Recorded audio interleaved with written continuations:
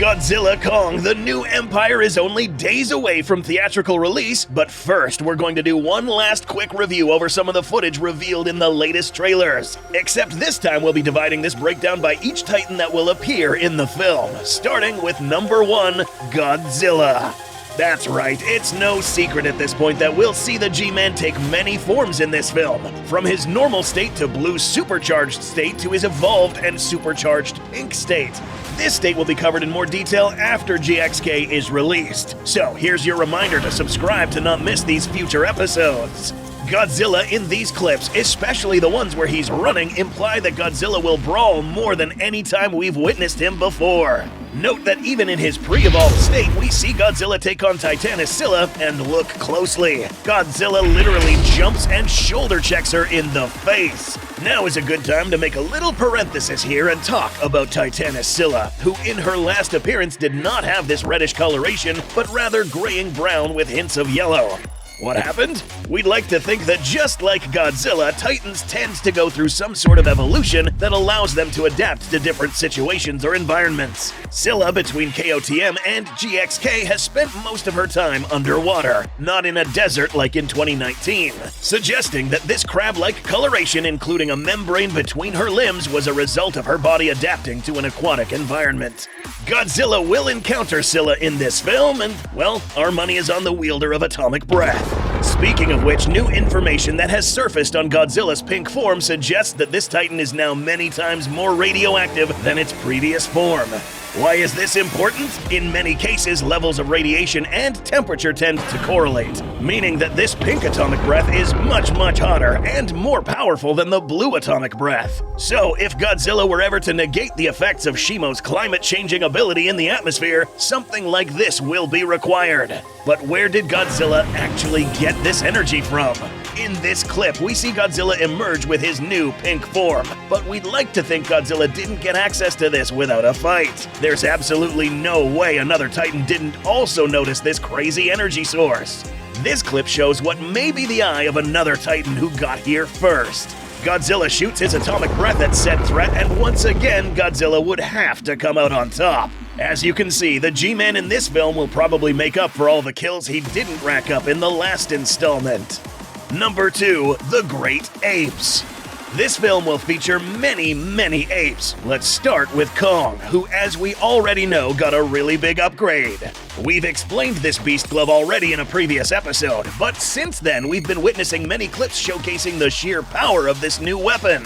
However, there's 2 particular points we want to make here. One is the introduction of this new serum that seems to have been injected inside Kong, perhaps made out of a mix of Hollow Earth, organic, and radioactive elements that help Kong regain strength, since we see that he had recently gotten his butt handed to him by Shimo. More on this Titan later. The impact inflicted by this glove is no joke. Knocking back a scrawny monkey isn't much of an impressive feat, but this is. Observe as Kong locks and loads an impressive uppercut to the G-Man himself, knocking him out. Yes sir, your eyes aren't fooling you here. We may have just found or confirmed a new maneuver that Gojiras in general are vulnerable to. But before Kong got this glove, things didn't really seem good for him. New footage featuring Scar King makes it clear that this fella mastered and got the art of kaijutsu down to a science. Extremely agile for a Titan that is over 300 feet tall, moving really rapidly and even hopping on Kong's back, using the whip as a tool to choke him. Scar King, however, is now so far confirmed to be a lot smaller than expected. Previously, this channel and many other outlets speculated that this guy would be slightly taller than Kong to make up for its leaner build. However, some sources state that Scar King measures only 318 feet in height.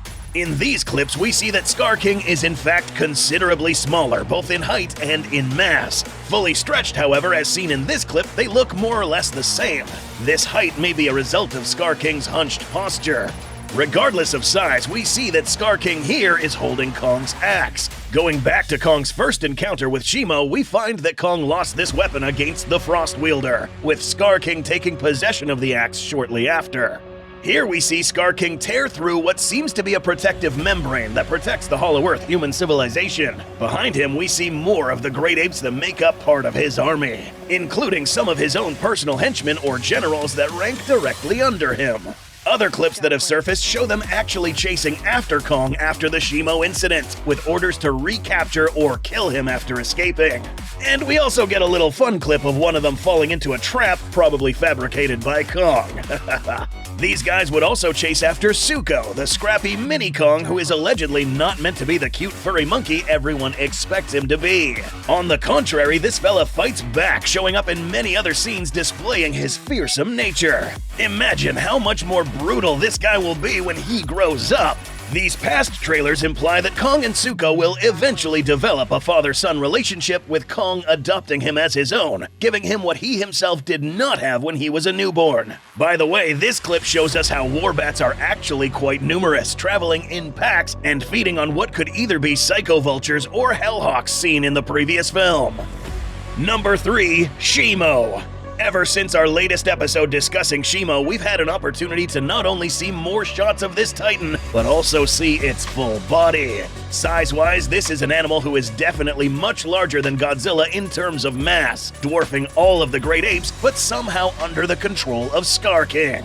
In this clip, we see how Scar King uses this crystal tip to point at any given target, commanding Shimo to attack or fire its weapon, the Frostbite Blast. Shimo, although being a titan that can easily dispatch any member of the great apes, actually takes part of the ranks of Scar King's army of titans, kept subjugated behind this curtain of lava using the spines of long serpentine creatures, and released by dropping a giant boulder on the lava current, allowing Shimo to step out unharmed. In this clip, we get a clear view of what we are looking at in terms of balance of power, with Shimo providing bulk and sheer power in this fight, Scar King providing strategic command and agility. However, Godzilla and Kong will attempt to even the scale here by providing brute strength, new and improved weaponry, and also Kong with a physical edge versus Scar King and with a thunderous punch. But there's another element here that's missing: Scar King's ape army. Surely they must also be dealt with, right? But who would provide this much needed support against an innumerable number of hostile apes? Number 4. Mothra.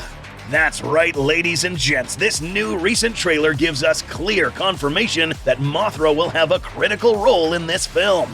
First of all, who better than the Queen of the Monsters to calm Godzilla down after this guy met his rival Alpha again? And who better than an airborne Alpha kaiju with shooting web capabilities to keep exclusively terrestrial titans at bay?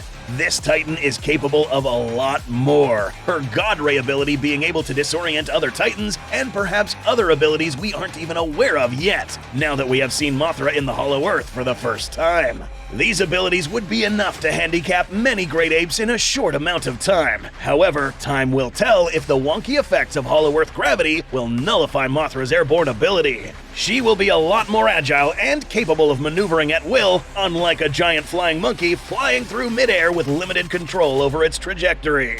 We'll conclude with what perhaps may be 2 of the most mysterious revelations of this trailer so far. Beginning with this cave relief showcasing Godzilla himself burying several members of the great apes underneath some rubble, isolating them from the rest of the Hollow Earth and most definitely from the surface. These power-hungry apes would somehow find a way to escape, or unleashed inadvertently by another force. Perhaps this is why the Scar King would hate Godzilla so much, further enforcing the ongoing enmity between the Gojiras and the great apes. Here we find another depiction of what seems to be Shimo and Godzilla firing at each other. Or could it be that they are firing at the same thing? Stay tuned and subscribe to see another episode covering this mysterious cave art, featuring the G-Man and Shimo, the largest titan in the Monsterverse, or so we thought. Yeah, the Monsterverse keeps getting crazier with the reveal of this skeleton. So big that there are almost no adjectives that can properly describe how big this skeleton is.